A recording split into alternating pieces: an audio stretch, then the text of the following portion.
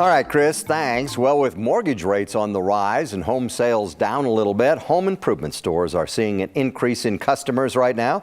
Executives point to more people preferring to invest in repairs and renovations instead of buying a new home. Our real estate expert joins us live to talk more about that. Lane Lyon is realtor and managing broker at Coldwell Banker. Good to see you. Hey, good morning, Gary. Thanks for having me on. You betcha. So this is the same sort of thing we saw during the pandemic, right? Well, more people are at home. You're exactly right. And we are hearing from some homeowners out there who may have refinanced their mortgage when we were in that 3% range. Remember those days? Well, a lot of those homeowners are saying, I think we're going to hold on to our house for a bit longer and make some renovations. We're also, though, from a seasonal perspective, seeing homeowners who are doing some fix-ups and repairs right now. It is typical because they plan to sell their home after the holidays, maybe get a jump on the spring competition. Maybe the interest rates will come down. Yeah. They'll do pretty well. All right, so what is the typical thing to fix up in your house that will add to its value? Well, we call this cost recovery, Gary. It's kind of like return on investment. If I spend X amount on a project, how much of that could I expect to get back if I go to sell, say, in the spring?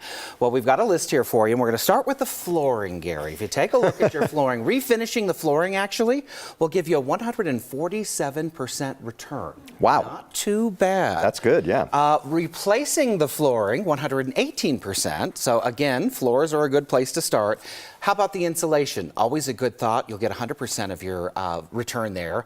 Bathrooms and kitchens. We say they sell homes. And if you're going to renovate the bathroom, you're looking at a 71% return. Kitchen upgrades, 67%. These are national numbers, Gary. I think that's probably a little higher here in the Denver area because we know buyers are looking for those areas. And you might just attract a buyer because you've started in those areas.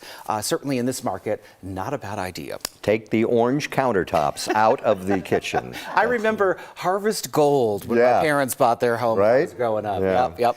Okay, so this has been kind of a crazy year for real estate. So what are you expecting after the first of the year? Well, a lot of experts are in agreement that we need to get our hands around this inflation issue. Once we start to see inflation stabilize, we anticipate that, yes, interest rates will come down. We are waiting for an inflation report on Friday. Indicators are that will be positive, so we could see trending in the right direction there.